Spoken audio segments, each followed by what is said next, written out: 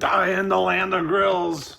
We got the Masterbuilt Autoignite out here today, folks. I tell you what, I have got probably the biggest steak I have ever cooked in my life. And I didn't even have to buy it. It came from one of you folks. That's right.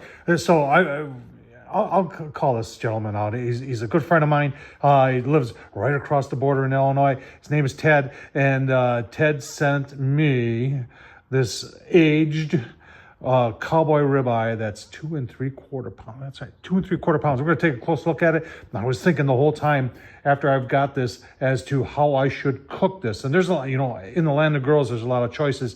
I thought about pellet grill. I thought about actually using the Pit Boss. Well, it would fit in there, and I was going to get some smoke on there, and I was going to use the smoking pecan on there. And then I got to thinking, you know what?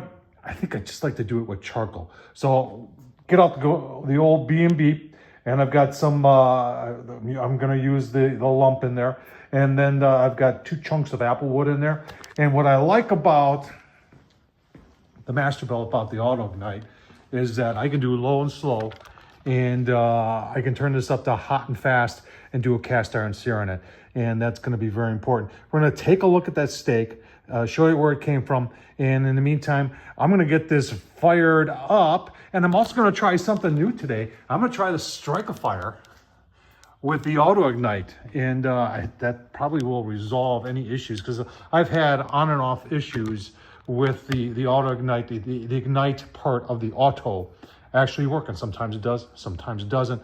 Well, let's try that first, and then we'll take a look at the steak. Right, so this Strike-A-Fire, I'll leave the review down below. This stuff works pretty cool, but you got to cut it down in order to fit in there. And you can see, I just used a pair of scissors and cut it down. And when we're ready, I think that'll start right up. We shouldn't have ever any problem starting it when you got the Strike-A-Fire in there. Let's give it a minute and try. All right, it says it's ready. Let's see. Yeah, you can see that worked very, very nice. Get it fired up. Let's go take a look at the steak. Want to see how big this thing is? Bone in. Oh, look at that. Oh, man. The marbling on it is just beautiful. And I tried to keep it simple. I don't want any sugar in there. So this is the all-purpose black garlic seasoning. This is from my good friend Darren at Fire and Water Cooking. And the black garlic's really good. And it's got salt flakes in it, and it's got pepper in it. So it's basically an SPG.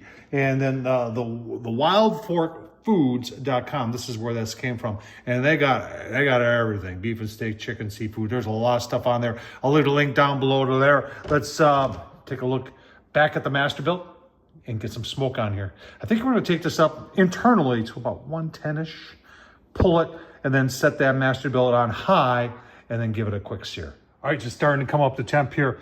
Low on this thing is 250. A lot of people criticize that. In my opinion, you should not let that deter you from getting one of these. They work very, very well. A lot of smoke coming out of there. You can see our lid temps. They will get closer to that as time goes on, but a little less than 200, a little less than 200. And the amount of smoke that this thing puts out is pretty gosh darn impressive. We will keep on going. Give you a couple looksies. Look, remember, I'm looking for about 110 internal on that 2 3/4 pound. That's gonna be so good. My mouth is watering. Thanks, Ted, again. And we'll just give you a couple looksies, and then we're gonna use this, turn it up, and then sear it. All right, coming up on hour and 15 minutes. We are still at 250, and you can see we are 250 closer to the firebox, which I would expect that to be a little bit over that, and just a little shy there. And we are in the middle here, so let's just see where we are temperature-wise. Oh, we're getting close, real close. Probably go another 5 minutes. Let's get closer to 110. Pull them, and then we're going to turn this up to high and do a sear. Oh man, are you getting hungry? I'm getting hungry. All right, the high end of this grill is 650. We're at 655 right now. You see the temps up there are getting there. This has only been 5 minutes. That's why I like this grill. You go from low and slow, hot and fast, really quick. Let's just see where our cast iron is here. It's probably in the 500. Yeah, 500s. 685 right there. But you know what? We're gonna put our just like that. The juice that came out of it, give it right back to it. 2 minutes or so, and then give it a turn. If you look, all right, it's been about maybe 3 minutes. What's up? My, look at that. That's good looking right there. Gotta take a picture of that. And there's the flip. Oh, look at that. Back down, keep on going. Gonna be delicious. Oh man. All right, it's been about 5 minutes. I don't know if that's long enough, but I am hungry. And Ted, thank you very, very much. Let's just go through 2 3/4 inches of steak here and see what we got. Oh man, will you look at that? Will you look at that? Oh man. Take a little piece. Juice coming out of there. It's just awesome. Should we do a taste test? Oh yes, we will. Oh, wow. Look at that.